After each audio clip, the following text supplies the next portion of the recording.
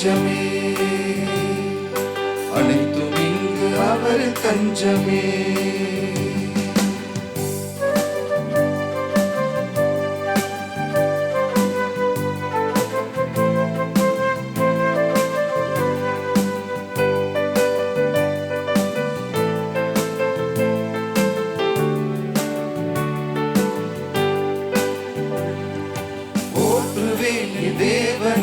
சாற்றுவேன் என் நாதனை என்னாலுமே என் வாழ்விலே. போற்றுவேன் என் தேவனை பறைசாற்றுவேன் என் நாதனை என்னாலுமே என் வாழ்விலே. காடு மேடு பள்ளம் என்று கால்கள் சோர்ந்து அறிந்த ஆடு நாடுதே அது தேடுதே. காடு மேடு பள்ளம் என்று கால்கள் சோர்ந்து அலைந்த ஆடு நாடுதே அது தேடுதே. அமைதி தேடி அலையும் நெஞ்சமே, அனைத்தும் இங்கு அவர் தஞ்சமே. அமைதி தேடி அலையும் நெஞ்சமே, அனைத்தும் இங்கு அவர் தஞ்சமே. நிலையான சொந்தம் நீங்காத பந்தம், நிலையான சொந்தம் நீங்காத பந்தம் அவரின்றி வேறில்லையே. அமைதி தேடி அலையும் நெஞ்சமே, அனைத்தும் இங்கு அவர் தஞ்சமே. அனைவருக்கும் காலை வணக்கம்.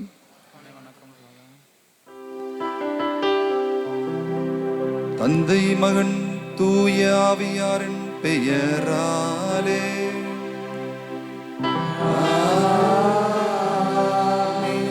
நம் ஆண்டவராகிய இயேசு கிறிஸ்துவின் அருளும் கடவுளின் அன்பும் தூய ஆவியாரின் தோழமையும் உங்கள் அனைவரோடும் இருப்பதாக. ஆன்மாவோடும் இருப்பதாக.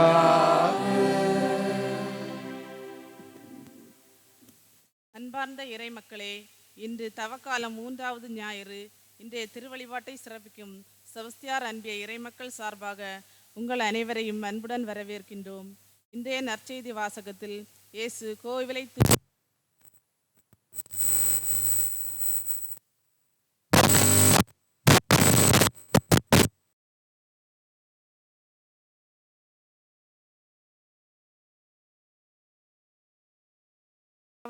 கட்டளைகளை மீறிய பொழுது நம்மை கண்டித்து திருத்துகிறார்.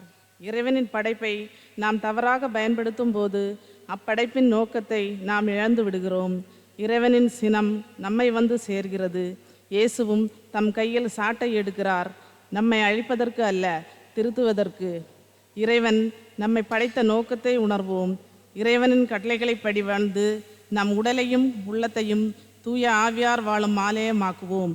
இறைவனின் அருளை வேண்டி பக்தி பாங்கோடு இணைவோம் இத்தெய்வீக திருப்பலியில். அன்பார்ந்தவர்களே, இந்த தூய மறை நிகழ்வினை நம் அனைவரும் தகுதி உள்ள முறையிலே ஒப்பு கொடுக்க தடையாய் இருக்கின்ற நம்ம குற்றங்களுக்காக, பாவங்களுக்காக, பலவீனங்களுக்காக மனம் வருந்தி மன்னிப்பு நாடுவோம்.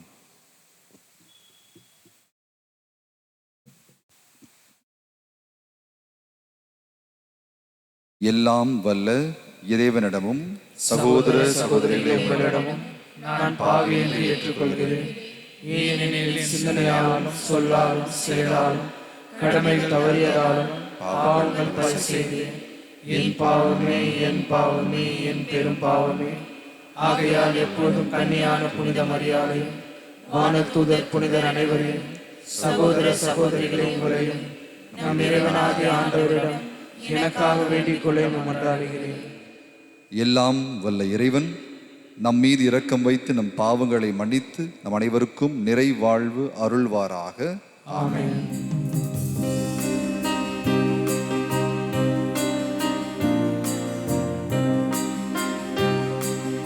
ஆண்டவரே இரக்கமாயிரும், ஆண்டவரே இரக்கமாயிரும்,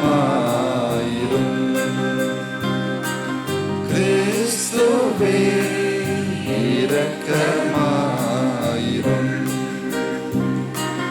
கிறிஸ்துவே இரக்கமாயிரும். ஆண்டவரே இரக்கமாயிரும். ஆண்டவரே இரக்கமாயிரும்.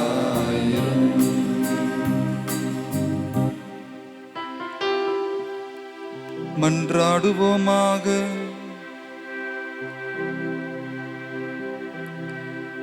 இறைவா, இரக்க பெருக்கத்துக்கும் முழுமையான நன்மைக்கும் காரணரே, பாவிகளின் உண்ணா நோன்புகள், இறைவேண்டல்கள், இரக்கச் செயல்கள் ஆகியவற்றின் வழியாக எங்களுக்கு பாவ மன்னிப்பை வழங்குகின்றீர். எங்களது தாழ்ச்சி மிக்க பாவ அறிக்கையை கனிவுடன் கண்ணோக்கி மனச்சான்றினால் நொறுங்குண்ட எங்கள் உள்ளங்களை உமது இரக்கத்தால் என்றும் உயர்த்துவீராக. உம்மோடு தூய ஆவியாரின் ஒன்றிப்பில் இறைவனாய் என்றென்றும் வாழ்ந்து ஆட்சி செய்கின்ற எங்கள் ஆண்டவர் இயேசு கிறிஸ்து வழியாக உம்மை மன்றாடுகின்றோம். ஆமென்.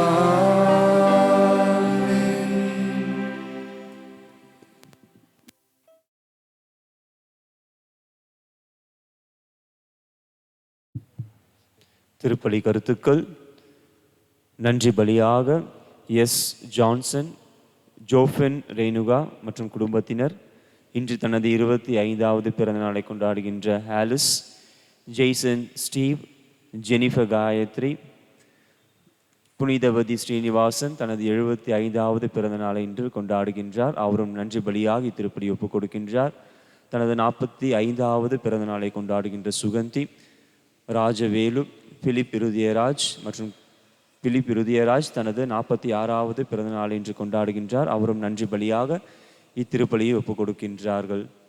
சிறப்பு கருத்துக்களுக்காக சந்தியாகு சாவியான மனமாற்றத்திற்காகவும், சிந்தியா சிறப்பு கருத்துக்களுக்காகவும், விக்டோரியா நல்ல உடல் சுகத்திற்காகவும், பிலிப் வர்த்தகா தொழிலில் வளர்ச்சி பெறவும், ஆரோக்கியமேறி கால் வலியிலிருந்து குணமடையவும், லூயிஸ் சிந்தியா அவினாஷ் குடும்பத்தினர் சிறப்பு கருத்துக்காகவும் இத்திருப்பலியில் மன்றாடுகின்றார்கள். மேலும் நம்மிடையே வாழ்ந்து இறந்து போன சகாயம், Charles William, Sengol Annammal, Mary Victoria, Sundararajan, Augustine Stephen Raj, Suresh Kumar, Sheela Melvin Thesviya, Michael Lawrence மற்றும் முத்தரிக்கின்ற நிலையில் இருக்கின்ற அனைத்து ஆன்மாக்களுக்காகவும் இத்திருப்பலியில் நாம் மன்றாடுவோம்.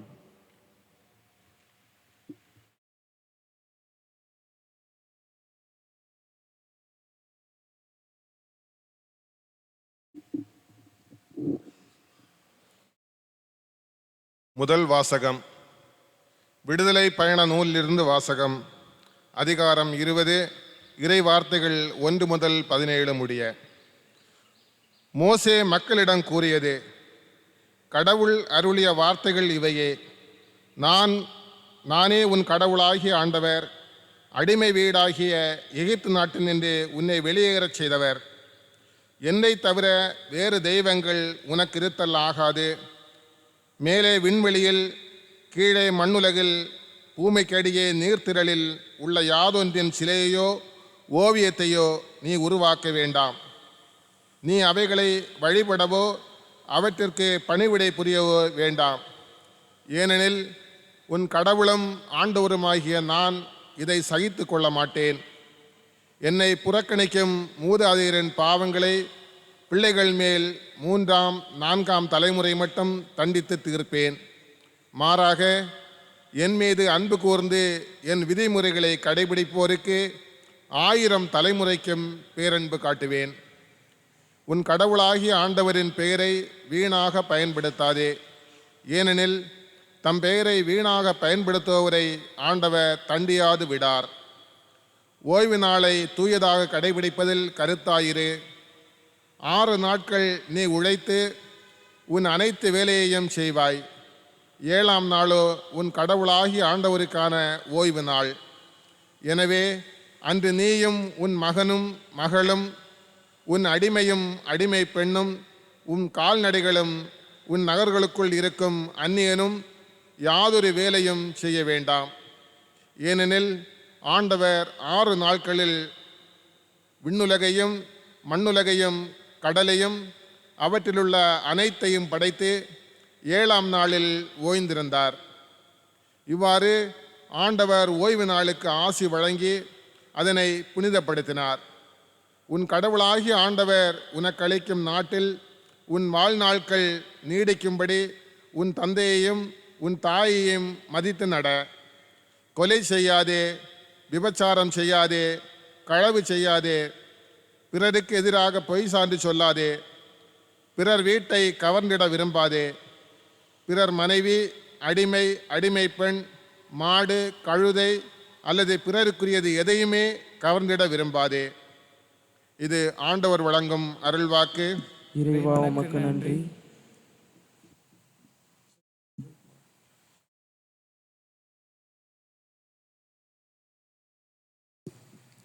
பதிலுரை பாடல் பல்லவி.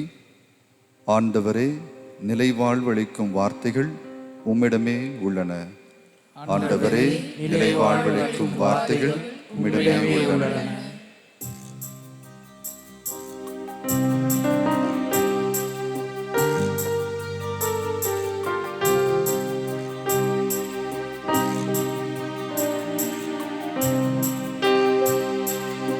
ஆண்டவரே, நிலைவாழ்வளிக்கும் வார்த்தைகள் உம்மிடமே உள்ளன. பாடுவோம்.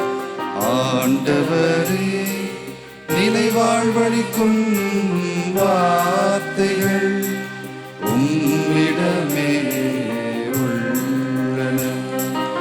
ஆண்டவரே, நிலைவாழ்வளிக்கும் வார்த்தைகள் உம்மிடமே உள்ளன.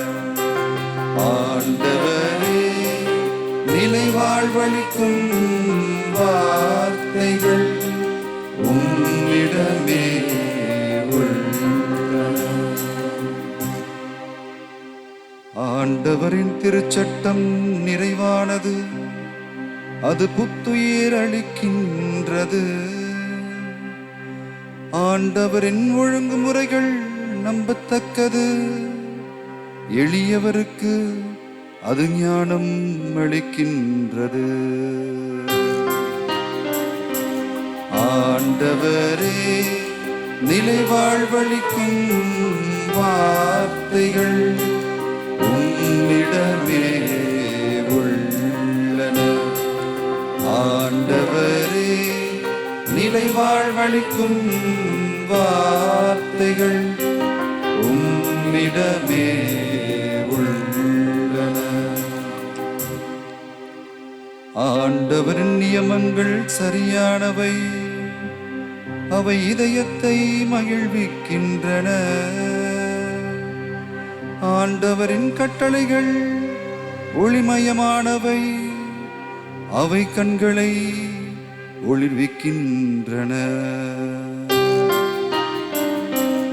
ஆண்டவரே, நிலைவாழ்வளிக்கும் வார்த்தைகள் உம்மிடமே உள்ளன. ஆண்டவரே, நிலைவாழ்வளிக்கும் வார்த்தைகள் உம்மிடமே உள்ளன. ஆண்டவரை பற்றிய அச்சம் தூயது, அது எந்நாளும் நிலைத்திருக்கும். ஆண்டவரின் நீதி நெறிகள் உண்மையானவை, அவை முற்றிலும் நீதியானவை. ஆண்டவரே, நிலைவாழ்வளிக்கும் வார்த்தைகள் உம்மிடமே உள்ளன. ஆண்டவரே, நிலைவாழ்வளிக்கும் வார்த்தைகள்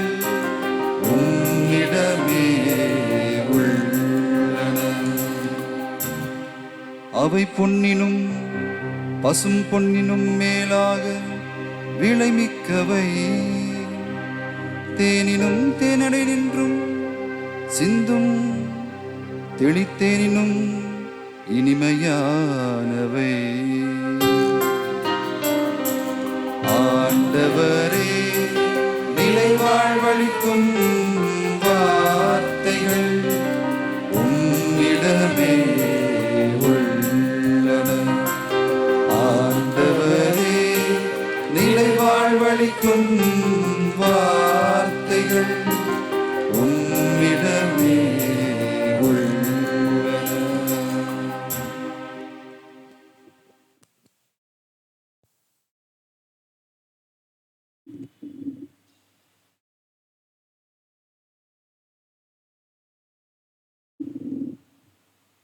இரண்டாம் வாசகம். சிலுவையில் அறையப்பட்ட கிறிஸ்துவையே பறைசாற்றுகிறோம். அவரது சிலுவை யூதருக்கு தடைக்கல், அழைக்கப்பட்டவர்க்கோ கடவுளின் ஞானம். திருத்தூதர் பவுல் கொரிந்தியருக்கு எழுதிய முதல் திருமுகத்திலிருந்து வாசகம். அதிகாரம் 1, உயிருள்ள வார்த்தைகள் 22 முதல் 25 முடிய. சகோதர சகோதரிகளே, யூதர்கள் அரும் அடையாளங்கள் வேண்டும் என்று கேட்கிறார்கள். கிரேக்கர் ஞானத்தை நாடுகிறார்கள். ஆனால் நாங்கள் சிலுவையில் அறையப்பட்ட கிறிஸ்துவை பற்றி பறைசாற்றுகிறோம். அச்சிலுவை யூதருக்கு தடைக்கல்லாகவும் பிற இனத்தாருக்கு மடமையாகவும் இருக்கிறது.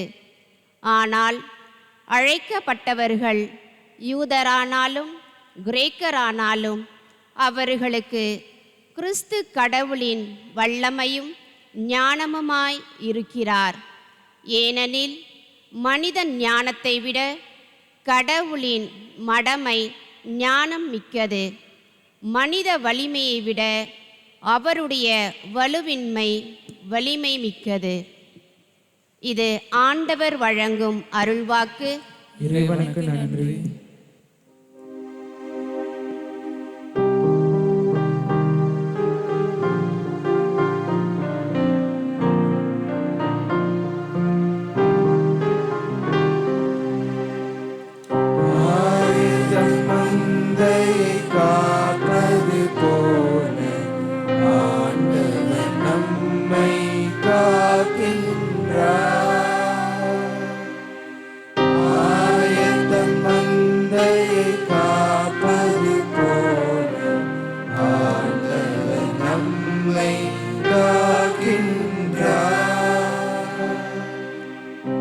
தம்முறை மகன் மீது நம்பிக்கை கொள்ளும் எவரும் அழியாமல் நிலைவாழ்வு பெறும் பொருட்டு அந்த மகனை அளிக்கும் அளவுக்கு கடவுள் உலகின் மேல் அன்பு கூர்ந்தார்.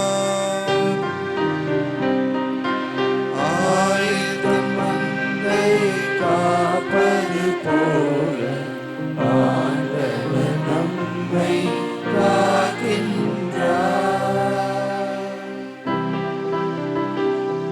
ஆண்டவர் உங்களோடு இருப்பாராக.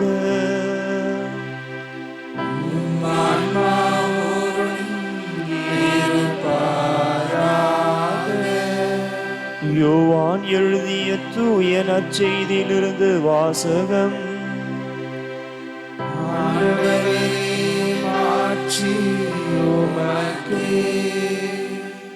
அதிகாரம் 2, இறைவசனங்கள் 13 25 முடிய. அக்காலத்தில் யூதர்களுடைய பாஸ்கா விழா விரைவில் வரவிருந்ததால் இயேசு எருசலேமுக்கு சென்றார். கோவிலில் ஆடு மாடு புறா விற்போரை அங்கே உட்கார்ந்திருந்த நாணயம் மாற்றுவோரையும் கண்டார். அப்பொழுது கயிறுகளால் ஒரு சாட்டை பின்னி அவர்கள் எல்லாரையும் கோவிலில் இருந்து துரத்தினார். ஆடு மாடுகளையும் விரட்டினார். நாணயம் மாற்றுவோரின் சில்லறை காசுகளை கொட்டிவிட்டு மேசைகளையும் கவிழ்த்து போட்டார். அவர் புறா விற்பவர்களிடம், இவற்றை இங்கிருந்து எடுத்து செல்லுங்கள், என் தந்தையின் இல்லத்தை சந்தையாக்காதீர்கள் என்று கூறினார். அப்பொழுது அவருடைய சீடர்கள், உம் இல்லத்தின் மீதுள்ள ஆர்வம் என்னை எரித்துவிடும் என்று மறைநூலில் எழுதியுள்ளதை நினைவில் கூர்ந்தார்கள். யூதர்கள் அவரை பார்த்து, இவற்றையெல்லாம் செய்ய உமக்கு உரிமை உண்டு என்பதற்கு நீர் காட்டும் அடையாளம் என்ன என்று கேட்டார்கள். இயேசு மறுமொழியாக அவர்களிடம், இக்கோவிலை இடித்து விடுங்கள், நான் 3 நாளில் இதை கட்டி எழுப்புவேன் என்றார். அப்பொழுது யூதர்கள், இந்த கோவிலை கட்ட 46 ஆண்டுகள் ஆயிற்றே, நீர் 3 நாளில் இதை கட்டி எழுப்பி விடுவீரோ என்று கேட்டார்கள். ஆனால் அவர் தம் உடலாகிய கோவிலை பற்றியே பேசினார். அவர் இறந்து உயிருடன் எழுப்பப்பட்ட பொழுது அவருடைய சீடர் அவர் இவ்வாறு சொல்லி இருந்ததை நினைவு கூர்ந்து மறைநூலையும் இயேசுவின் கூற்றையும் நம்பினர். பாஸ்கா விழாவின் பொழுது இயேசு எருசலேமில் இருந்த வேளையில் அவர் செய்த அரும் அடையாளங்களை கண்டு பலர் அவரது பெயரில் நம்பிக்கை வைத்தனர். ஆனால் இயேசு அவர்களை நம்பிவிடவில்லை. ஏனெனில் அவருக்கு அனைவரை பற்றியும் தெரியும்.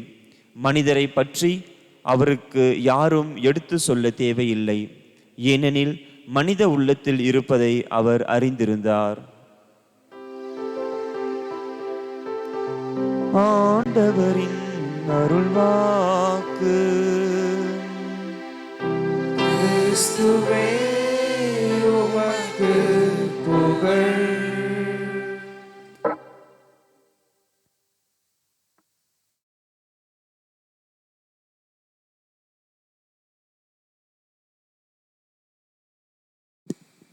குடும்ப வாழ்க்கையாகிலும் சரி, ஒரு ஆன்மீக பயணமாகிலும் சரி, நாம் செய்கின்ற பணி வேலைகள் எதுவாகினாலும் சரி, உள்நோக்கி செல்ல வேண்டும், ஆழத்திற்கு செல்ல வேண்டும் என்று இன்றைய 3 வாசகங்களும் அழைக்கிறது. அது எப்படி என்பதை பார்க்கலாம். ஏன் ஆழத்திற்கு செல்ல வேண்டும்? அதுதான் அடிப்படை. ஒரு குழந்தைக்கு எது அடிப்படை? தாயின் உணவு. வேற என்ன அடிப்படை? அது நம்ம காட்டுற அன்பு, ஒரு சிறிய புன்னகை, இதெல்லாம் அடிப்படை. நம்முடைய குடும்ப வாழ்வுக்கு எது அடிப்படை? கணவன் மனைவி ஒற்றுமை, இதுதான் அடிப்படை. நம்முடைய இருத்தலுக்கு எது அடிப்படை? ஒரு சிறிய குடில், அமர்ந்து உண்பதற்கு, ஆசுவாசமாக பேசுவதற்கு, உரையாடல் செய்வதற்கு, ஒற்றுமையாக இருப்பதற்கு ஒரு சின்ன ஒரு வீடு. வெளில போனேன்னா அடிப்படை. நடப்பது அடிப்படை, நடந்து போகலாம். கொஞ்சம் வேகமாக போனால் சைக்கிளில் போகலாம், இன்னும் கொஞ்சம்னா பைக்கில் போகலாம், கொஞ்சம் சொகுசாக போனால் காரில் பஸ்ஸில் போகலாம்.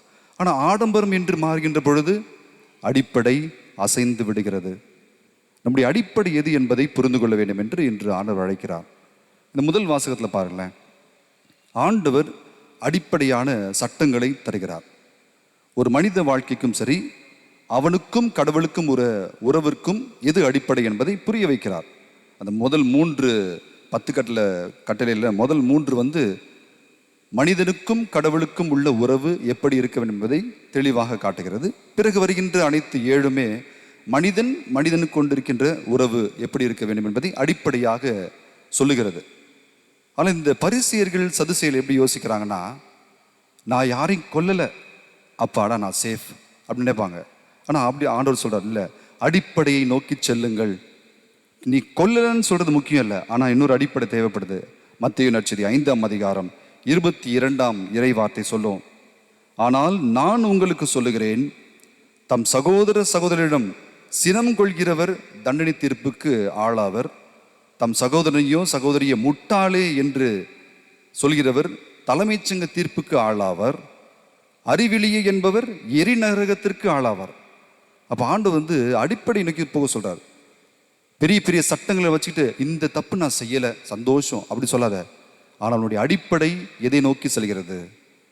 நம்முடைய குடும்ப உறவில் கூட நான் இந்த தப்பு செய்யலை, பிரமாணிக்கிறது தவறில்லை அப்படின்னு இல்லை. நம்ம ஃபாதர் கூட சொன்னாங்க இல்லையா, நம்முடைய பாவத்தில் 2 வகை உண்டு. ஒரு வகை பாவம் நாம் செய்கின்ற பாவம், 2ஆம் வகை பாவம் நாம் செய்ய தவறிய நன்மைகள். அதுவும் அடிப்படை தான். The sins of commission and sins of omission. நான் செய்யாத பாவங்கள், ஓகே சந்தோஷம், நான் பாவத்தை செய்யல, ஆனால் புண்ணியம் செய்து தவறினேனே, அது அடிப்படை என்பதை ஆண்டவர் புரிய வைக்கிறார். அப்போ முதல் வாசகம் தருகின்ற செய்தி, நாம் அடிப்படையாக கற்றுக்கொள்ள வேண்டியது உறவிலே பிரமாணிக்கம், ஒற்றுமை, சந்தோஷம், பகிர்ந்து கொள்ளுதல், இதெல்லாம் அடிப்படை. அதை விட்டுட்டு பெரிய பெரிய சட்டத்தை அப்பாடா நான் தப்பு செய்யலை என்று சொல்வது அடிப்படை அல்ல, அது அடிப்படை ஆகாது என்பதை ஆண்டவர் முதல் வாசகத்திலே தெளிவுபடுத்துகிறார். இரண்டாம் வாசகத்தை பார்த்தோம். ரொம்ப எளிமையாக பவுல் கொரிந்து மக்களுக்கு எழுதுவார். என்ன எழுதுறாருன்னா, முதல் செய்தி, இந்த எபிரேயர் இருக்காங்க இல்லையா, அவங்க என்ன பண்றாங்கன்னா அருள் அடையாளங்களை தேடுகிறார்கள். அவங்கள பொறுத்த வரைக்கும் சாட்சி வேணும், அவ்வளவுதான். நீ இதெல்லாம் சரியே, என்ன சாட்சி, உனக்கு என்ன அதிகாரம் இருக்கு? ஆண்டவர் கேட்டாங்க. அவர் போய் கோயிலில் நடக்கிற விஷயத்தெல்லாம் பார்க்கும்போது சாட்டையை பின்னி அடித்து துரத்துக்கின்ற பொழுது கேட்குறாங்க, நீ இதெல்லாம் செய்ய ஒரு ஒரு ஒரு அடையாளம் காட்டு என்று கேட்கிறார்கள். அப்போது ஒரு எபிரேயனுக்கு முக்கியமானது என்னன்னா அடையாளம். இது ஒரு அடையாளம் இருக்கா, ஃபைன், நீங்கள் யாருப்பா, நான் இன்கம் டேக்ஸ் ஆஃபீஸர், ஐடி காட்டு, ஐடி இருக்குதா வா, அப்படி சொல்கிற மாதிரி. நீ என்னப்பா டிரைவிங் லைசன்ஸ் காட்டு, அடையாளம் இருக்கா, இருக்கு, ஓகே. அப்படிப்பட்ட அடையாளத்தை தேடுகின்ற மக்களாக இருந்துவிட்டால் அடிப்படை என்பதை நாம் புரிந்து கொள்ள முடியாமல் போய்விடும். கிறிஸ்து அங்கே அடையாளத்தை புரிய வைக்கணும்னு அவசியம் இல்லை. அவரை பொறுத்தவரை மக்கள் ஒடுக்கப்பட்டார்கள். ஏன்னா அந்த ஆலயத்தை கட்டுறது 40 எத்தனை வருஷம் ஆச்சு? அந்த எருசலேம் ஆலயத்தை கட்டுறதுக்கு எத்தனை வருஷம் ஆச்சு? 45, எவ்வளோ, 46 ஆண்டுகள் ஆயிற்று. எந்த எருசலேம் ஆலயம்?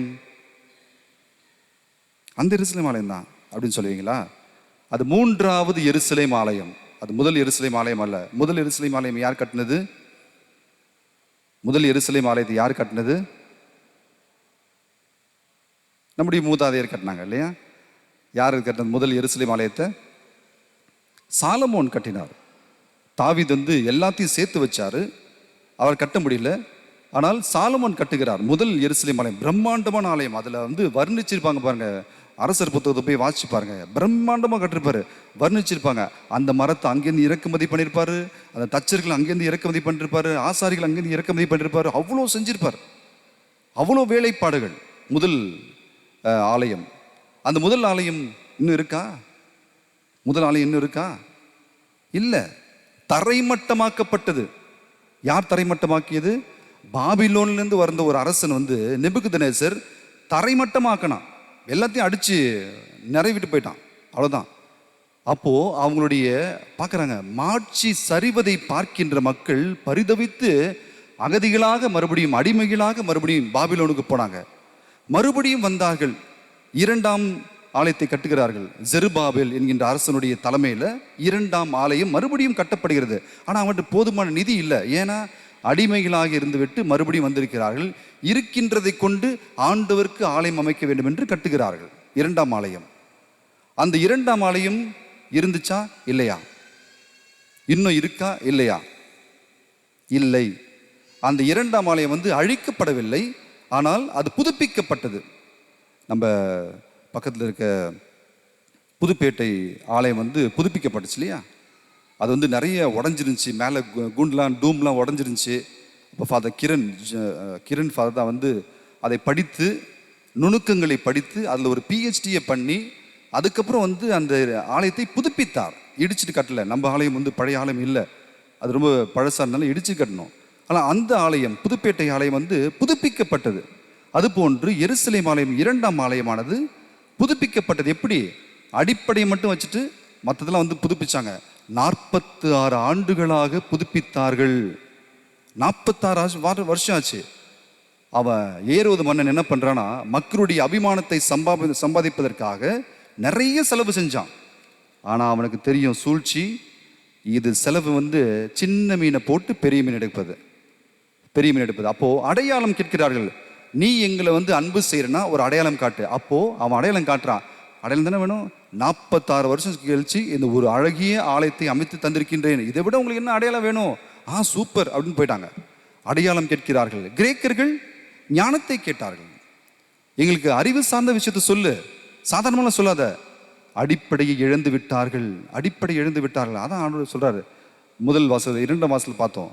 1 கொரிந்தியர்ல கடவுளின் மடமை மனிதரின் ஞானத்தை விட மிகச் சிறந்தது.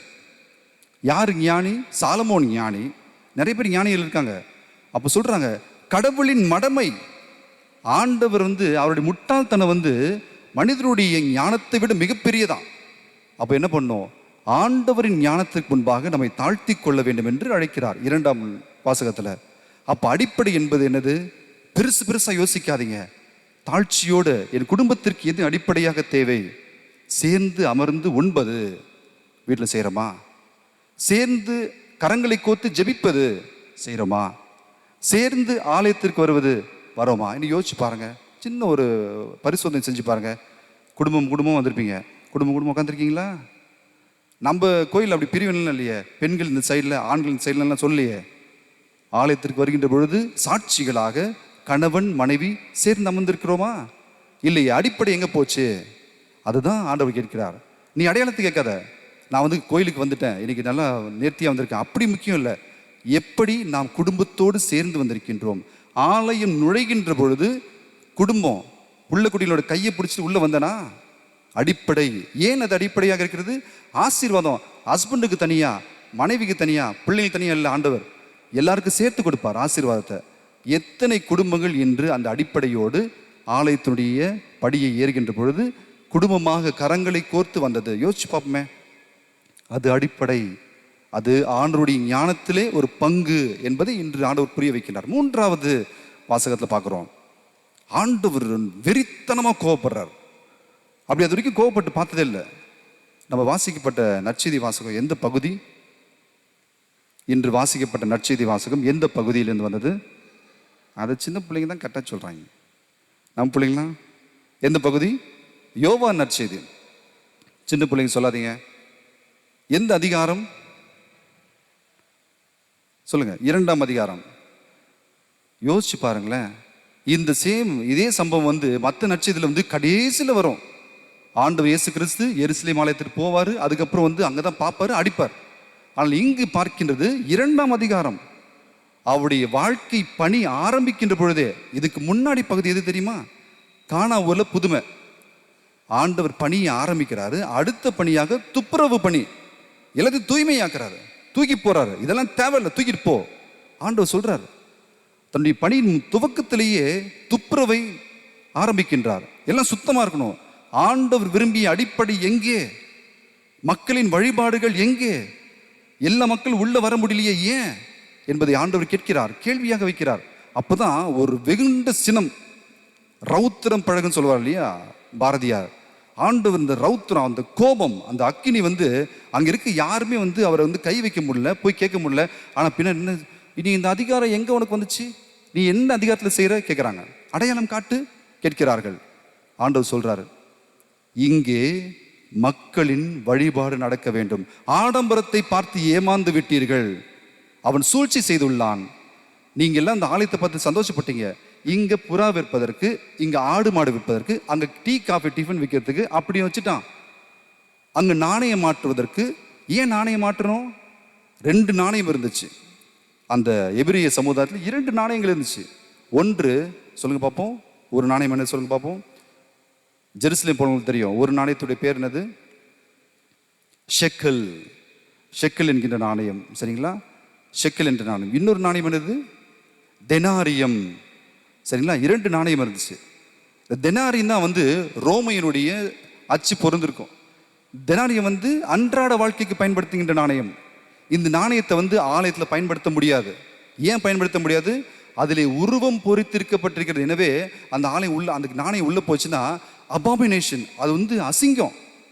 ஒரு உருவம் உள்ளே செல்லக்கூடாது. அப்போ வெள்ளிய நாணயம் மாற்று இருப்பாங்க. என்ன பண்ணுவோன்னா, நம்ம காசு கொடுத்தோன்னா, இப்போ ஒரு 10,000 கொடுத்தோன்னா ஒரு $100 கொடுப்பான். அது மாதிரி நாணயம் மாற்றுவார்கள். ஏன்? அடுத்த இடத்துக்கு போகணும். ஆண்டவரின் சன்னிதானத்திற்கு போக வேண்டிய ஷெக்கல் நாணயத்தை மாற்றணும். என்ன பண்ணலாம்? நாணயம் மாற்றுறது வையே, நிறைய சம்பாதி, அதில் வர வடி எனக்கு கொடு. யார் சொல்றது? ஏரோது என்று ஏமாற்றி விட்டான் மக்களை. அப்போ அடிப்படை என்பது என்னது? நாணயம் மாற்றுவதா?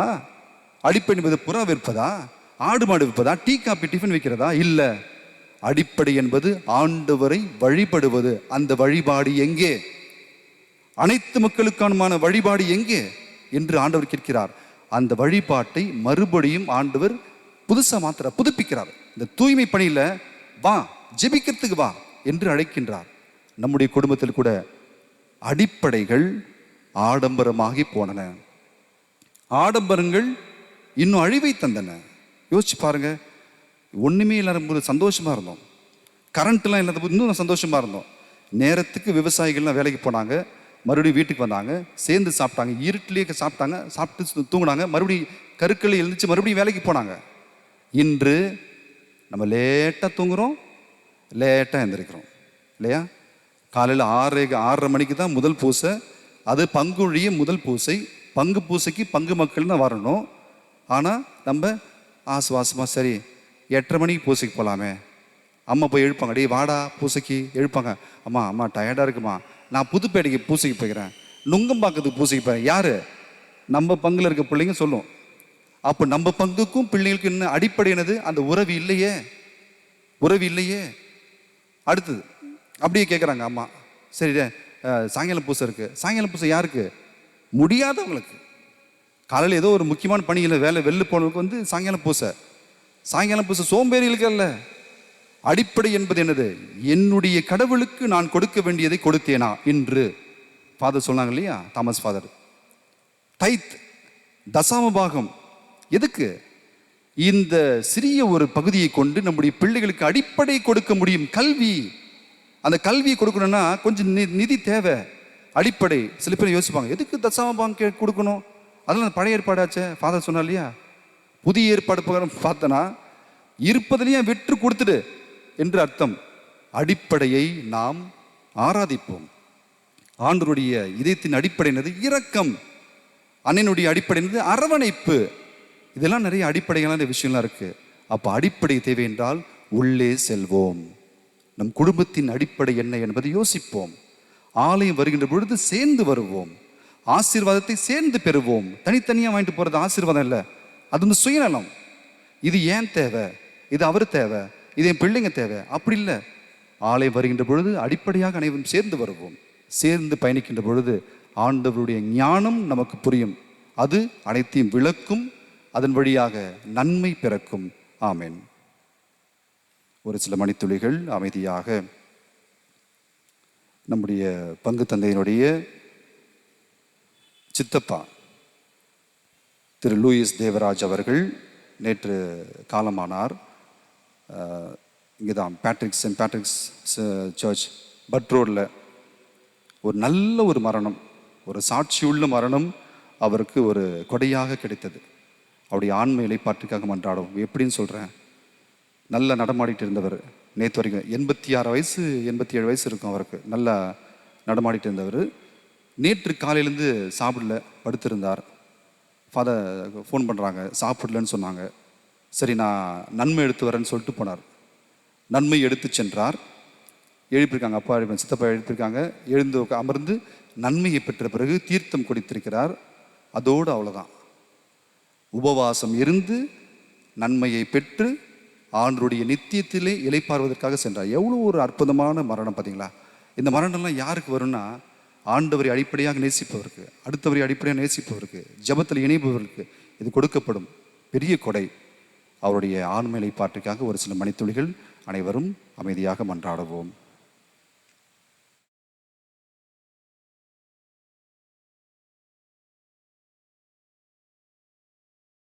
நித்திய இலைப்பாற்றியை திரு லூயிஸ் தேவராஜ் அவர் கழித்தருளும் ஆண்டவரே, முடிவில்லாத ஒளி பெருமித ஒளிர்வதாக. எழுந்து நின்று நம்முடைய விசுவாசத்தை பாடலாக அறிக்கையிடுவோம்.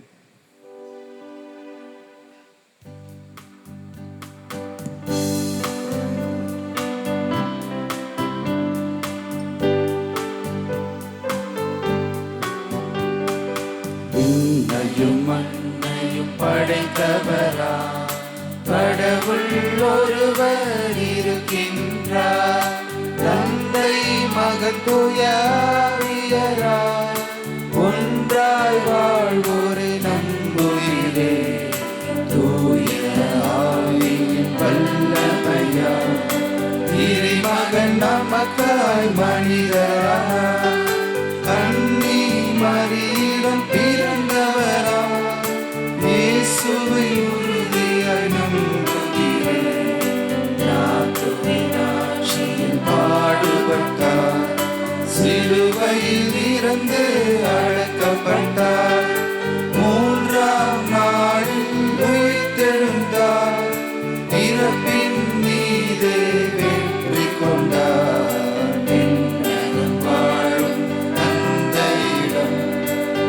அரியணை கொண்டு இருக்கின்றார். உலகம் முடியும் காலத்திலே நடுவர திரும்பவும் வந்திடுவார். ஆவியாரை நம்புகிறேன், பாரினில் அவர் துணை வேண்டுகிறேன். பாவ மன்னிப்பில் தூய்மை பெற்று பரிகார வாழ்வில் நிலைத்திடுவேன். திரு அவை உரைப்பதை நம்புகிறேன், புனிதர்கள் உறவை நம்புகிறேன். உடலின் உயிர்ப்பை நிறைவாழ்வை உறுதியுடனே நம்புகிறேன்.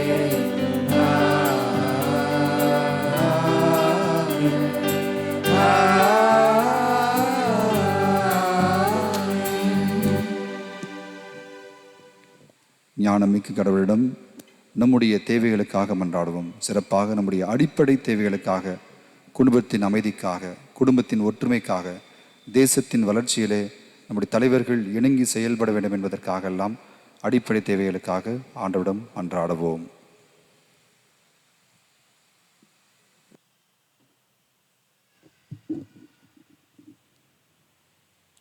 அருட்கொடைகளின் நாயகனே எம் இறைவா, எம் திரு அவையின் தலைவர்கள் தங்களின் பராமரிப்பில் இருக்கும் இறை மக்களை அருள் வழியில் நடத்திடவும், சிறப்பாக இத்தவ காலத்தில் தூய வாழ்வின் மூலம் மக்களுக்கு நல்ல எடுத்துக்காட்டாக வாழ அருள் வரங்களை பொழிந்திட வேண்டும் என்று இறைவா உம்மை மன்றாடுகிறோம். ஆண்டவரே, எங்கள் மன்றாட்டை கேட்டருளும். இரக்கம் மிகுந்த இறைவா, தவ காலத்தில் நாங்கள் இன்னும் உம்மை அதிகம் அன்பு செய்யவும், நாங்கள் மேற்கொள்ளும் ஜெபம், தவம், தியானம் இவற்றால் எங்கள் உடல் உள்ளமும் தூய்மையாகவும், எங்களது தூய வாழ்க்கையில் பிறருக்கு எடுத்துக்காட்டான வாழ்க்கை வாழ உம் அருளை தர வேண்டும் என்று இறைவா உம்மை மன்றாடுகிறோம். ஆண்டவரே, எங்கள் மன்றாட்டை கேட்டருளும். அனைத்திற்கும் ஊற்றான எம் இறைவா, எம் நாட்டை ஆளும் தலைவர்கள் தங்களின் பொறுப்புகளை உணர்ந்தவர்களாய் அதிகாரங்களை தவறாக பயன்படுத்தாது மக்களின் ஒற்றுமையும் வளர்ச்சிக்கும் உதவிடும் தலைவர்களாக வாழும் ஞானத்தை தர வேண்டும் என்று இறைவா உம்மை மன்றாடுகிறோம். ஆண்டவரே, எங்கள் மன்றாட்டை கேட்டருளும். நிலைவாழ்வு தரும் ஊற்றாகிய எம் இறைவா, கொரோனா வைரஸ் நோயால் பாதிக்கப்பட்ட உலக நாடுகளின் மக்களை கண்ணோக்கி அருளும். அவர்கள் அனைவரும் விரைவில் குணமடையவும், இந்நோய் முற்றிலும் நீங்கவும் தேவையான அருளை வழங்கிட வேண்டும் என்று இறைவா உம்மை மன்றாடுகிறோம். ஆண்டவரே, எங்கள் மன்றாட்டை கேட்டருளும். நம்முடைய தனிப்பட்ட தேவைகளுக்காக மன்றாடுவோம். நம்முடைய பங்கு ஆலயத்தினுடைய வளர்ச்சி பணிகளுக்காக மன்றாடுவோம். இன்று நம்முடைய இளையோர்கள் சேர்ந்து ஜெபமாலை ஜெபித்து முடித்த பிறகு அவர்கள் பங்கினுடைய வளர்ச்சியாக அவர்கள் அனைவரும் சேர்ந்து செடிகளை நடவிருக்கிறார்கள்.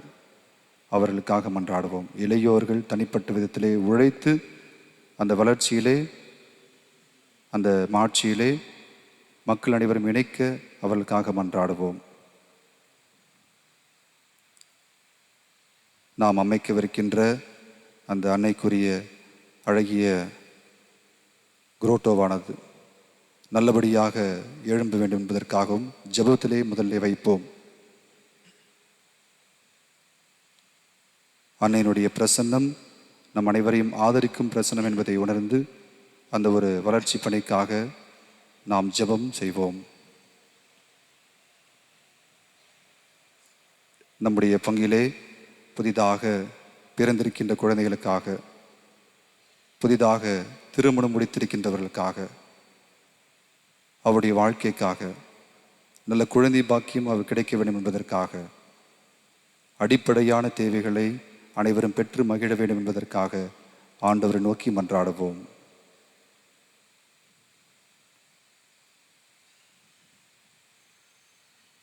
ஆண்டவரே, ஞானமிக்கவரே, வெகு சினம் கொண்டு எழுந்து மக்களை புரிய வைத்தவரே, உம் அதிகாரம் எல்லாம் மக்கள் அனைவரையும் அன்பு வழியிலே நடத்துவதற்கு என்பதை புரிய வைத்தவரே, நாங்களும் அடிப்படையது, குடும்பத்தின் தேவையது, திரு அவையின் தேவையது, சமூகத்தின் தேவை எது என்பதை உணர்ந்து வாழ வரம் தாரோம்.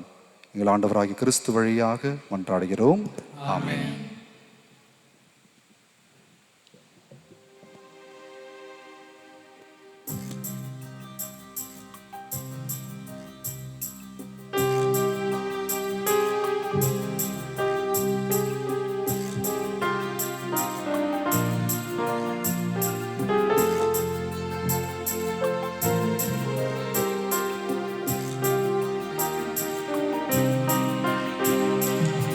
உழைக்கும் கரங்கள் படைக்கும் வளங்கள் அப்பமாய் கொண்டு வந்தோ, சிந்திடும் கண்ணீர் சிதறிடும் பின்னத்தில் தருகின்றோ. உழைக்கும் கரங்கள் படைக்கும் வளங்கள் அப்பமாய் கொண்டு வந்தோ, சிந்திடும் கண்ணீர் சிதறிடும் பின்னத்தில் தருகின்றோ. ஏற்றிடுவி தந்தாய் ஏற்றிடுவி, மாற்றிடுவி என்னை மாற்றிடுவி. ஏற்றிடுவி தந்தாய் ஏற்றிடுவி, வாழ்வின் உணவாய் மாற்றிடுவி.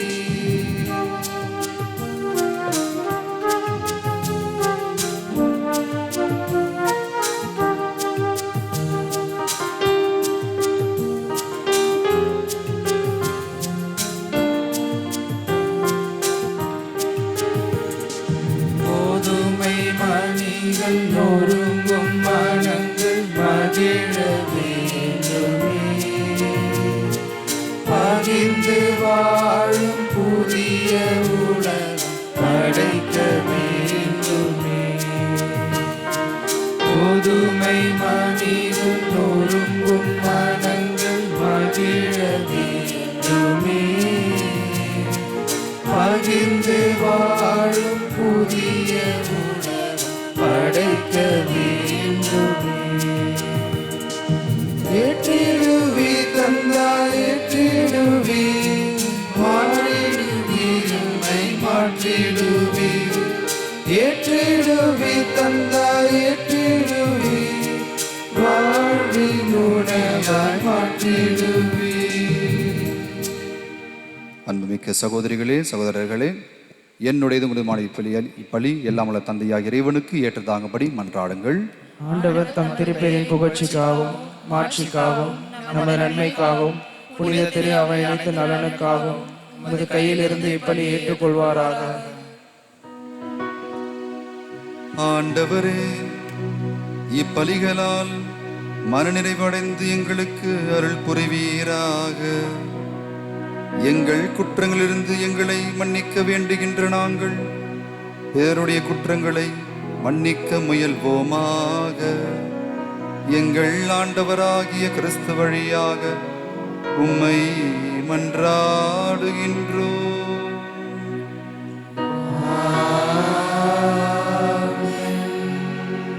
ஆண்டவர் உங்களோடு இருப்பாராக.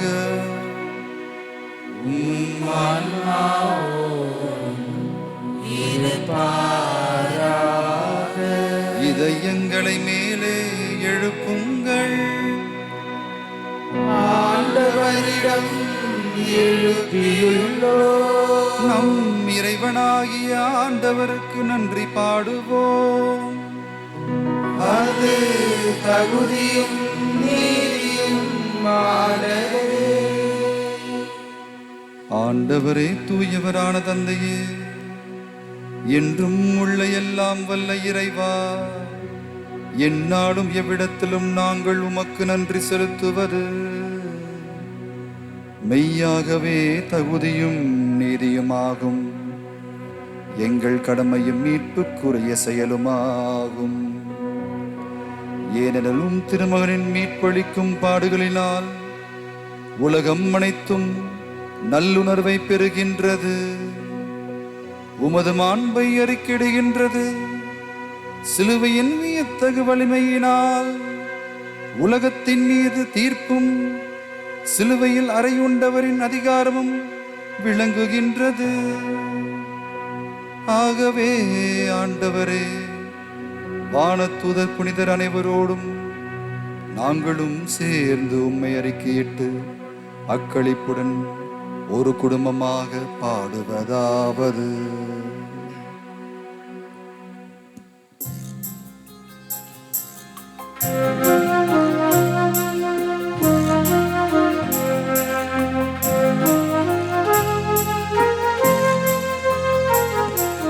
தூயவர் தூயவர் தூயவர், வான்படைகளின் கடவுளாம் ஆண்டவர், விண்ணகமும் மன்னகமும் உமது மாட்சியால் நிறைந்துள்ளன. உன்னதங்களிலே ஓசன்னா, உன்னதங்களிலே ஓசன்னா. ஆண்டவர் பெயரா வருகிறவர் ஆசி பெற்றவரே, உன்னதங்களிலே ஓசன்னா, உன்னதங்களிலே ஓசன்னா.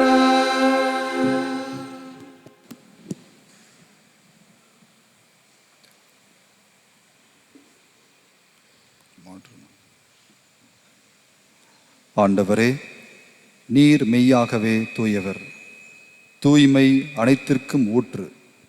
ஆகவே உம்முடைய தூய ஆவியை பொழிந்து இக்காணிக்கைகளை தூய்மைப்படுத்த வேண்டுகிறோம். இவ்வாறு எங்கள் ஆண்டவர் இயேசு கிறிஸ்துவின் திரு உடலும் திரு இரத்தமாக எங்களுக்கு இவை மாறுவனவாக.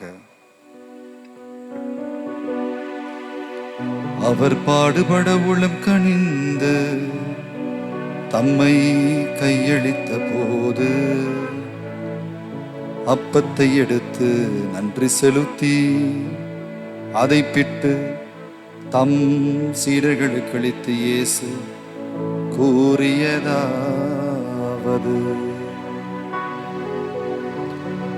அனைவரும் இதிலிருந்து பெற்று உண்ணுங்கள், ஏனெனில் இது உங்களுக்காக கையளிக்கப்படும் என் உடல்.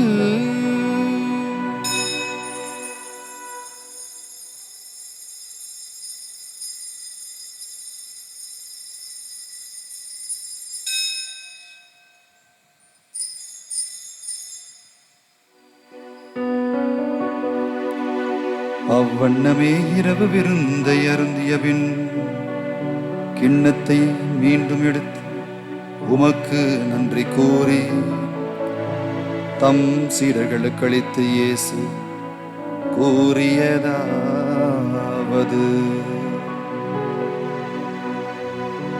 அனைவரும் இதிலிருந்து பெற்று பருகுங்கள், ஏனெனில் இது புதிய நிலையான உடன்படிக்கைக்கு உரிய என் இரத்தத்தின் கிண்ணம். இது பாவ மன்னிப்புக்கென்று உங்களுக்காகவும் பலருக்காகவும் சிந்தப்படும். இதை என் நினைவாக செய்யுங்கள்.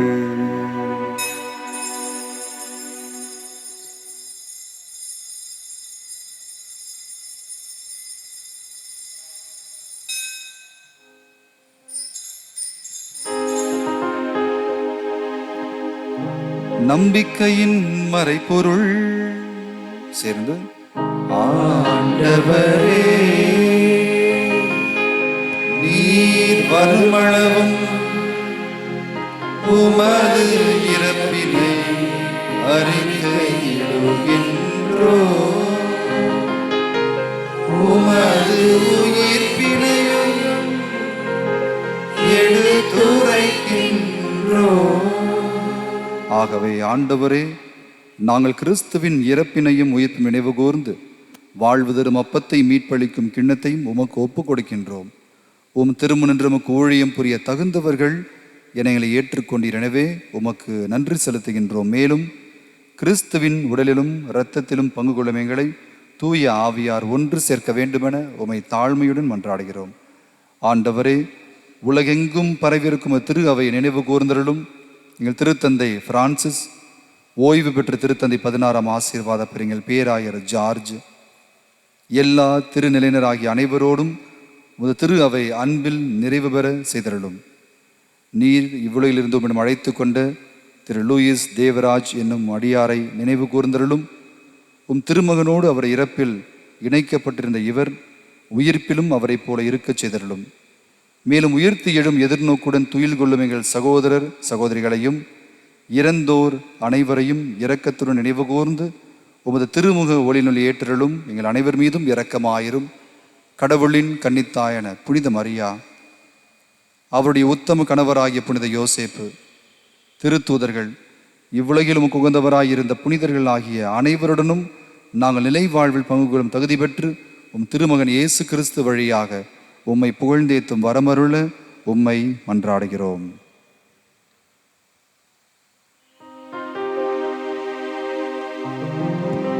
இவர் வழியாக இவரோடு இவரில் எல்லாம் வல்ல இறைவனாகிய தந்தையே, தூய ஆவியார் ஒன்றிப்பில் எல்லா புகழும் ஆட்சியும் என்றென்றும் உமக்கு உரியதே.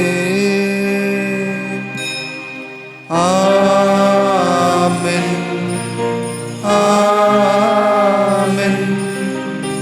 ஆமென்.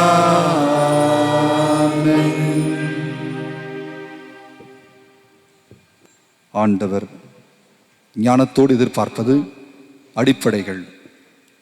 அதனால்தான் அடிப்படையை ஆண்டவரிடம் கேட்கிறோம். அன்றாட உணவு, இருக்க இடம், குடிக்க நீர், அடிப்படையான விடயங்கள் தேவைப்படுகிறது. அடிப்படைகள் ஆடம்பரமாக மாறுகின்ற பொழுது ஆண்டவருக்கும் அருவருக்கின்ற செயலாக மாறுகிறது. எனவே அடிப்படையை அனைவரும் பெற்று மகிழ வேண்டும் என்று கருத்திற்காக கரங்களை விரித்து மன்றாடுவோம். விண்ணுலகில் இருக்கின்ற எங்கள் தந்தையே, உமது பெயர் தூயது என போற்ற பெறுக, உமது ஆட்சி வருக, திருவுள்ளம் விண்ணுலகில் நிறைவேறுவது போல மண்ணுலகிலும் நிறைவேறுக. எங்கள் அன்றாட உணவை இன்று எங்களுக்கு தாரும். எதிராக குற்றங்கள் செய்வோரை நாங்கள் மன்னிப்பது போல எங்கள் குற்றங்களை மன்னியும். எங்களை சோதனைக்கு உட்படுத்தாதேயும், தீமையிலிருந்து எங்களை விடுவித்தருளும்.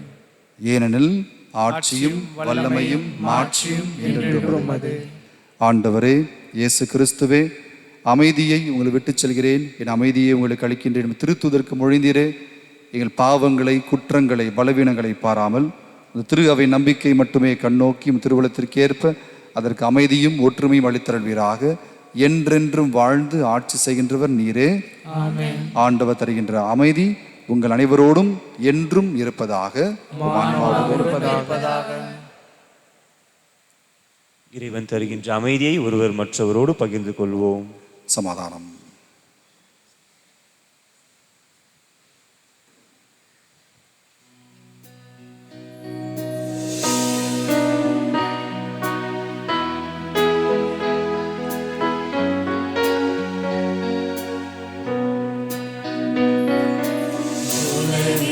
பாவம் போக்கும் இறைவனின் செம்மறி,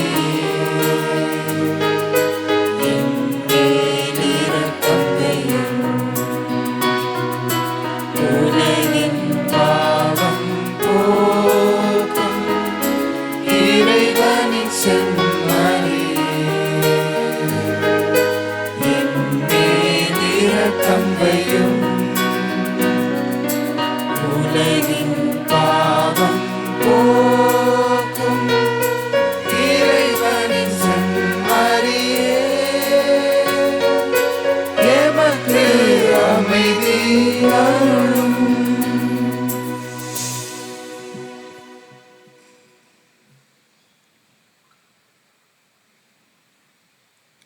இதோ இறைவனின் செம்மறி, இவரே உலகின் பாவங்களை போக்குகின்றவர். அடிப்படையாக நம்மை அன்பு செய்கின்ற ஆண்டவர் இவரே. அதுபோன்று ஒருவர் மற்றவரிடம் அன்பு கொண்டு வாழ வேண்டும் என்று அழைக்கின்றார். இந்த தவக்காலத்தில் இன்னும் அதிகமாக அடிப்படைகளை தேட அழைக்கின்றார். அழைக்கப்பட்டிருக்கின்ற அனைவரும் பேறு பெற்றவர்கள். ஆண்டவரே, நீர் என்னிடத்தில் எழுந்தருளி வர நான் தகுதியற்றவன். ஆனால் ஒரு வார்த்தை மட்டும் சொல்லிவிடும், எனது ஆன்மா நலமடையும். கிறிஸ்துவின் திருவுடலும் திரு ரத்தமும் அதை உட்கொள்ளும் நமக்கு முடிவில்லா வாழ்வளிப்பதாக. ஆமென்.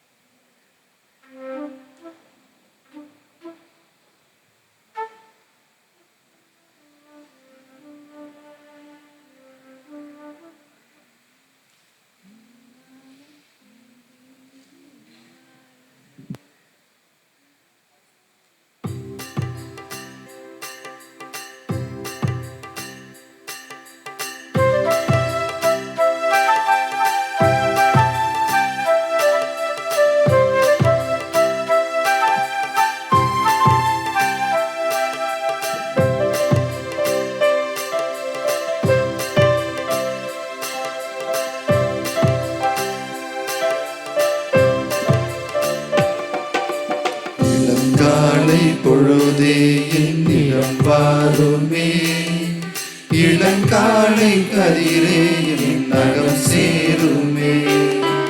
இளங்காலை பொழுதே என்னிடம் வாருமே, இளங்காலை கதிரே என் நகம் சேருமே. இருள் சூழ்ந்த இடம் எங்கும் ஒளி சூழ்ந்த வேளை, ஒளியான இறைவா என் உயிராகவா. இருள் சூழ்ந்த இடம் எங்கும் ஒளி சூழ்ந்த வேளை, ஒளியான இறைவா என் உயிராகவா. இளங்காலை பொழுதே என்னிடம் வாருமே, இளங்காலை கதிரே என் நகம் சேருமே.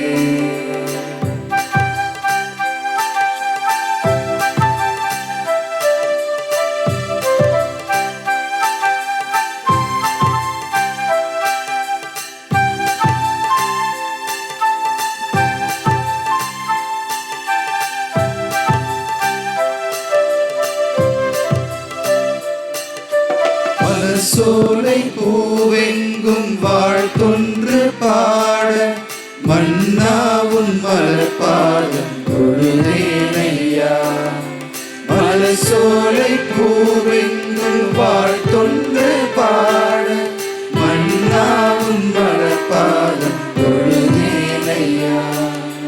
விண்ணாளும் தேவா வினை போக்கும் நாதா, உன் மலர் பாதம் பணிந்தேனையா.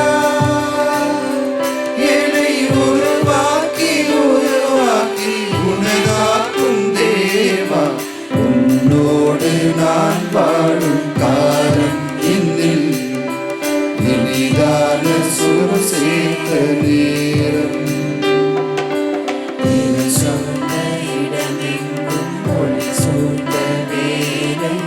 ஒளியான இறைவாயின் உயிராகவா. இது சூழ்ந்த இடம் எங்கும் ஒளி சூழ்ந்த வேளை, ஒளியான இறைவாயின் உயிராகவா.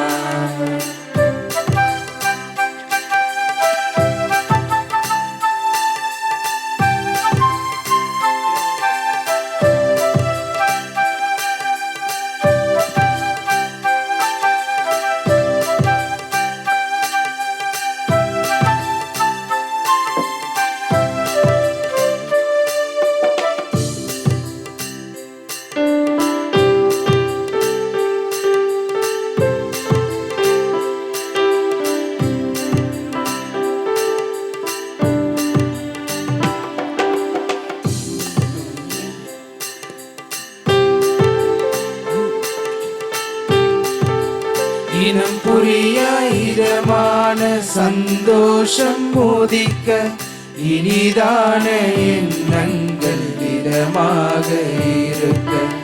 இனம் புரிய இதமான சந்தோஷம் மோதிக்க, இனிதான எண்ணங்கள் இதமாக இருக்க உனை தேடி வந்தேன் உன் பதம் நாடி நின்று என் உயிரோடு உயிராகவா என்னை உயிராக்கி உயிராக்கி உனதாக்கும் தேவா நீ இன்றி நான் ஒன்றும் இல்லை உன்னினின்றி நான் ஒன்றும் இல்லை இடம் சூழ்ந்த இடம் எங்கும் ஒளி சூழ்ந்த வேலை ஒளியான இறைவா என் உயிராகவா இரு சூழ்ந்த இடம் எங்கும் ஒளி சூழ்ந்த வேலை ஒளியான இறைவா என் உயிராகவா இளங்காலை பொழுதே என்னிடம் வாருமே இளங்காலை கதிரே நகம் சேருமே இளங்காலை பொழுதே என்னிடம் வாருமே இளங்காலை கதிரே என் நகம் சேருமே இரு சூழ்ந்த இடமெங்கும் ஒளி சூழ்ந்த வேலை ஒளியான இறைவா என் உயிராகவா இரு சூழ்ந்த இடமெங்கும் ஒளி சூழ்ந்த வேலை ஒளியான இறைவா என் உயிராகவா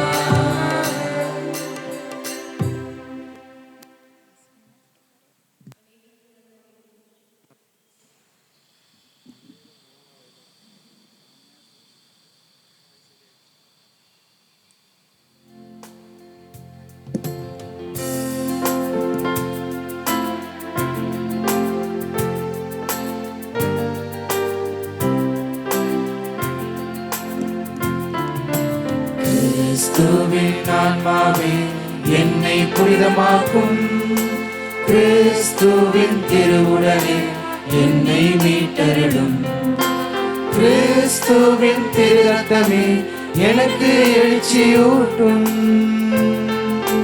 கிறிஸ்துவின் விழாவின் தண்ணீரே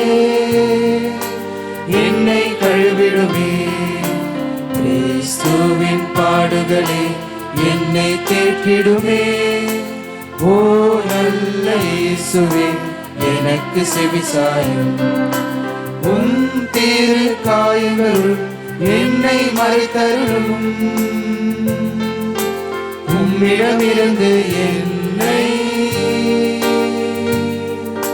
பிரிய விடாதேயும் தீய பகைவிடமிருந்து என்னை காத்தருளும் எனது இறப்பின் வேளையில் என்னை அழைத்தருளும் உம்மிடம் வர எனக்கு கட்டளையிட்டருளும் புனிதர்களோடு எக்காலமும் உம்மை புகழச் செய்யும்.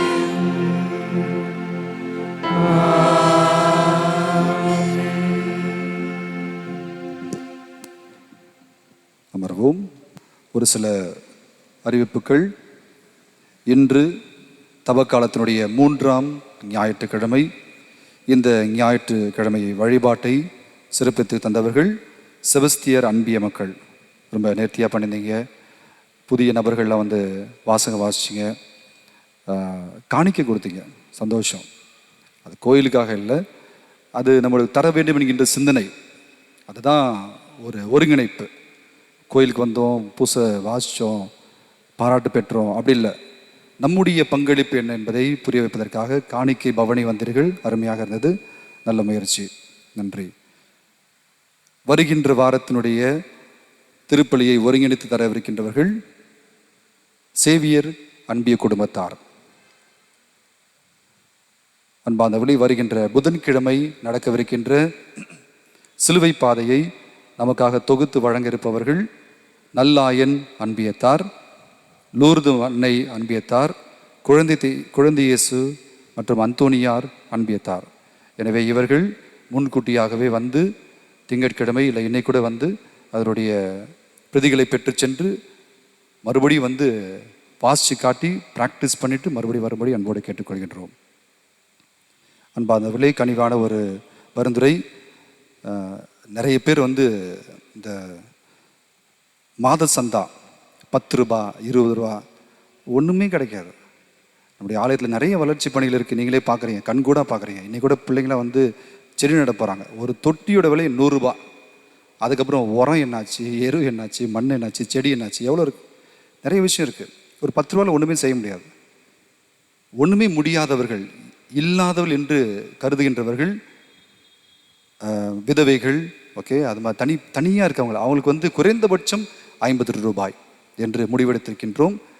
கேபிள் டிவிக்கு 300 ரூபா செலவு பண்ணுறோம் மாதத்துக்கு. ஒரு சில வீட்டிலலாம் வந்து நெட்ஃப்ளிக்ஸ் அதெல்லாம் போட்டிருக்கீங்க, ஏர்டெல் டிவி போட்டிருக்கீங்க, 1100 ரூபா 3 மாதம் சேர்த்துலாம் கட்டுறீங்க. அதுக்கெல்லாம் நம்மளால் செலவழிக்க முடியும். ஆலயத்தினுடைய நம்முடைய முதல் காணிக்கை தருவதற்கு யோசிக்கின்றோம். தயவுசெய்து அதை நம்முடைய பழக்கமாக்கிக் கொள்வோம். வருகின்ற சம்பளத்திலே முதல் காசு ஆண்டவருக்கு. ஒரு உதாரணம் சொல்லணும்னா சொல்கிறேன். எங்கள் ஃபாதர் ஜான் போஸ்கோ, ஃபாதர் போஸ்கோனுடைய நண்பர், அவருடைய அப்பா வந்து 94 வயது வரைக்கும் நல்லா வாழ்ந்தவர். அவர் மாதம் முழுவதும் ஒவ்வொரு மாதமும் 2ஆம் தேதி கண்டிப்பாக வந்துடுவார். கோயிலுக்கு வந்து உட்காந்து அவர் மட்டும் இல்லை, அவர் குடும்பத்தில் இருக்கிற எல்லாத்தையும் கார்டை வாங்கிட்டு வந்து கொடுப்பார். 2ஆம் தேதி என்ன சொல்லனா, ஆண்டவருக்குரிய காசு முதல் காசு சிறந்தது, அதை தான் கொடுக்கணும், கடைசியாக தடவி கொடுக்கறதில்ல என்று சொல்லுவார். நம்முடைய பழக்கமாக மாற்றிக்கொள்வோம். கடவுளுக்கு நம்மளும் அப்படி தான் பழகணும். அதை கொஞ்சம் அப்படியே மாற்றிட்டோம், விட்டுட்டோம். தயவுசெய்து ஆண்டவருக்கு கொடுக்க வேண்டியதை முதலாவதாக வையுங்கள். ஆசீர்வாதம் 2ஆவதாக வந்து சேரும். எனவே அடிப்படையாக எதுவுமே இல்லாதவர்கள் 50 ரூபாயும், இருக்கின்றவர்கள் தயவு செய்து ஒரு 100 ரூபாய்க்கு மேலேயாவது போடுங்க. அது ஃபாதர்ஸ்க்கெலாம் எடுத்துகிட்டு போகிறல்ல, சரிங்களா? நம்முடைய ஆலயத்தினுடைய பணிக்காக தான் பயன்படுத்த போகிறோம். எனவே அதை கொஞ்சம் கருத்தில் கொள்ளும்படி அன்போடு கேட்டுக்கொள்கின்றோம். அன்பார்ந்தவர்களே, அசிசியார் 2ஆம் அன்பியம் என்று அழைத்துக் கொண்டிருந்தோம். ஏன்னா அசிசிய அன்பியத்தை 2ஆக பிரித்திருந்தோம். அது அசிசியார் 2ஆம் அன்பியம் என்று அழைத்திருந்தோம். அதற்கு புதிய பெயரை வழங்கியிருக்கின்றோம். அசிசியாருடைய மிக நெருங்கிய தோழி, நண்பர் கிளாரா, அவருடைய பெயரை அசிசியார் அன்பியத்திற்கு 2ஆம் அன்பியத்திற்கு சூட்டியிருக்கிறோம். எனவே இதற்கு பகரம் வந்து அசிசியார் 2ஆம் அன்பியம் அழைக்கப்படாது. அவர்கள் கிளாரா, தூய கிளாரா அன்பியம் என்று அழைக்கப்படுவார்கள். இதையும் கொஞ்சம் கருத்தில் கொடும்படி அன்போடு கேட்டுக்கொள்கின்றோம். வருகின்ற வாரம் 14ஆம் தேதி ஞாயிற்றுக்கிழமை கிறிஸ்துவ வாழ்வுரிமை இயக்கம் நம்முடைய 3 பகுதிகள், எக்மோர், பெரம்பூர் மற்றும் 3 பகுதியில் இருக்குது. 3 பகுதிக்கான கூட்டமானது நடைபெறவிருக்கிறது. எனவே கிறிஸ்துவ வாழ்வுரிமை இயக்கத்தில் இருக்கின்றவர்கள், பிரதிநிதிகள் தவறாமல் கலந்து கொள்ளும்படி அன்போடு கேட்டுக்கொள்கின்றோம்.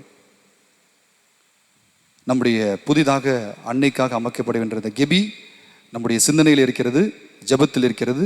அது ஜெபம் சிந்தனையை தாண்டி நனவாக வேண்டும் என்றால் அதற்கு உங்களுடைய ஒத்துழைப்பு தேவை. முதல்ல இந்த நாட்களில் ஜெபத்தில் வைங்க, வேறு எதுவுமே யோசிக்காதீங்க. எவ்வளோ காசு கொடுக்கணும் பற்றிலாம் யோசிக்காதீங்க. ஜெபத்தில் வைப்போம். அன்னைக்கான ஒரு நல்ல ஒரு கெபியானது எழும்ப வேண்டும் என்பது நிறைய பேருடைய ஆசை, எங்களுடைய ஆசை இல்லை, நீங்கள் சொன்ன விஷயம்தான். அன்னைக்கான அழகிய கெபியானது உருவாக வேண்டும். அதில் வந்து நிறைய விஷயம் இருக்குது. ஸ்பேஸ் மேனேஜ்மெண்ட் நம்ம ஏரியாவில் அது கண்டிப்பாக தேவை. இடத்த புசுன்னு விட்டுற முடியாது. அந்த இடத்துல வேறு என்ன செய்ய முடியும் என்பதையும் திட்டமிடுகின்றோம். எனவே அதற்காக சிறப்பாக ஜெபிங்கள். தடைகள் இல்லாமல் நல்லபடியாக அண்ணனுடைய அருள் அங்கு உயர்ந்து எழும்ப வேண்டும் என்பதற்காக ஜெபியுங்கள் என்பதை அன்போடு கேட்டுக்கொள்கின்றோம். அன்பார்ந்தவர்களே, சென்ற வாரத்துக்கு முந்தின வாரம் நாம் அருமையான ஒரு தியானத்தை மேற்கொண்டோம். அற்புதமான தியானம். அந்த தியானத்தினுடைய சிந்தனைகள் இன்னும் கூட யூடியூப்பில் இருக்குது. கொஞ்ச நாள் தான் வச்சுருப்போம், அப்புறம் எடுத்துருவோம். எனவே தியான சிந்தனையை பார்க்காதவர்கள் அதை கேட்டு மகிழும்படி அன்போடு கேட்டுக்கொள்கின்றோம். தியானத்தினுடைய நிறைவிலே நாம் ஒரு சிறிய காணிக்கையை நம்முடைய அந்த போதகர்களுக்கு கொடுத்தோம், நம்முடைய இரட்சகர் சபை குருக்களுக்கு கொடுத்தோம். நம்முடைய அன்றைய தொகை எவ்வளோன்னா 1,56,000 51,000 தான் வந்துச்சு. அதுக்கப்புறம் திருப்பி ஒருத்தவங்க 5,000 கொடுத்தாங்க. 1,56,000 இருந்தது. மேலும் நம்முடைய திருத்தலத்தின் சார்பாக 25,000 சேர்த்து 1,80,000 அவர்களுக்கு வழங்கியிருக்கின்றோம். இது கைத்தட்டலாம் வேணாம், இதெல்லாம் வேணாம். நம்முடைய திருத்தலத்தின் சார்பாக உங்கள் காசு தான்.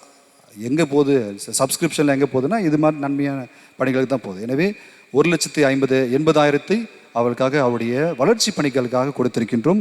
கொடுத்து உதவிய அனைவருக்கும் நன்றி செலுத்துகின்றோம். சென்ற வார காணிக்கையின் தொகை 24,000. அன்பானவர்களே, இன்னும் ஒரு சிலர் குடும்ப அட்டைகளை தரவில்லை. கடைசி அறிவிப்பு, குடும்ப அட்டை தரலைன்னா குடும்பத்தில் நீங்கள் இல்லைன்னு அர்த்தம், இந்த குடும்பத்தில் நீங்கள் சாராதவன்னு அர்த்தம். குடும்ப அட்டைகளை தயவுசெய்து வந்து கொடுத்துருங்க. தொலைஞ்சிருச்சுன்னா மறுபடியும் வந்து பாருங்கள், நிறைய விஷயம் இருக்குது. புதிய அட்டைகள் வழங்க வேண்டும் என்றால் பழைய அட்டைகள் சமர்ப்பிக்கப்பட வேண்டும். Submit your previous family card கொடுத்தா தான் புதிய அட்டை வழங்கப்படும். எனவே அதை கொடுக்காத தயவுசெய்து கொடுத்து உதவும்படி அன்போடு கேட்டுக்கொள்கின்றோம். அனைவரும் எழுந்து நிற்போம்.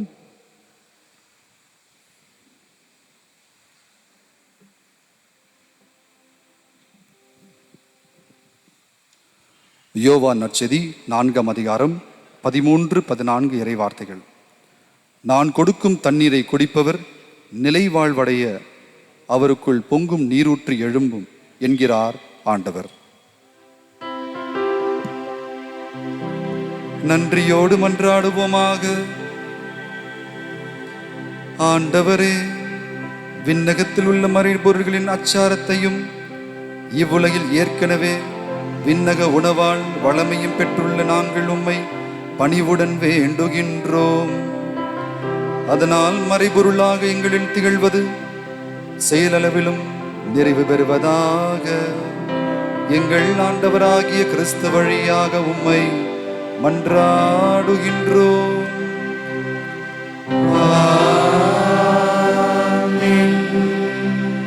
ஆண்டவர் உங்களோடு இருப்பாராக.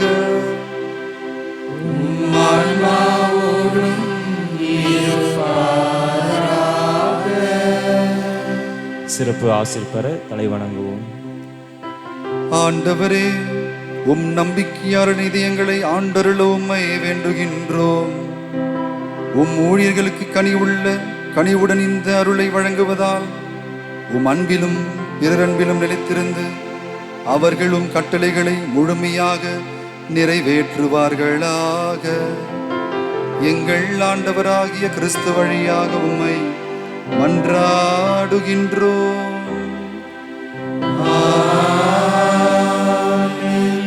எல்லாம் வல்ல இறைவன் தந்தை, மகன், தூய ஆவியார் உங்கள் அனைவருக்கும் ஆசி வழங்குவாராக.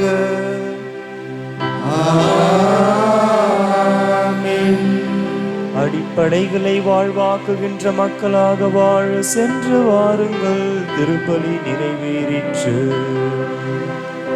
இறைவனுக்கு நன்றி. அருள் நிறைந்த மரியே வாழ்க. ஆண்டவர் உடனே பெண்களுக்குள் ஆசி பெற்றவரே, திருவயிற்றின் கனியாகிய இயேசுவும் ஆசி பெற்றவரே. புனித மரியே, இறைவனின் தாயே, பாவிகளாய் இருக்கின்ற எங்களுக்காக இப்பொழுதும் எங்கள் இறப்பின் வேளையிலும் வேண்டிக் கொள்ளும். ஆமென். அன்னையே, குடும்பங்களின் அரசியே, எங்களுக்காக வேண்டிக் கொள்ளும். குருக்களின் துறவிகளின் அரசியே, எங்களுக்காக வேண்டிக் கொள்ளும். திரு அவையின் தாயே, எங்களுக்காக வேண்டிக் கொள்ளும். தூய சூசையப்பரே, எங்களுக்காக வேண்டிக் கொள்ளும்.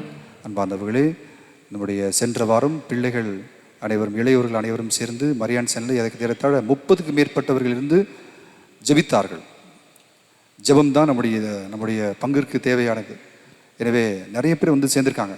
உங்களுடைய குடும்பத்திலே இளையோர் இருந்தால் அதை மிஸ் பண்ண வச்சிடாதீங்க.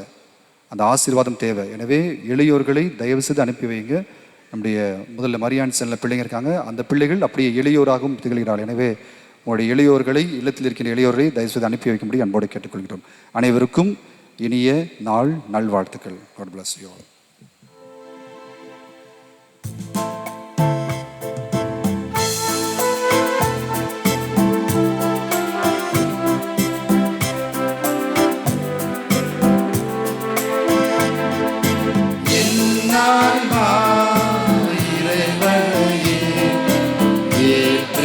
போற்றி மகிழ்கின்றது என் மீட்பரம் கடவுளை நினைக்கின்றது.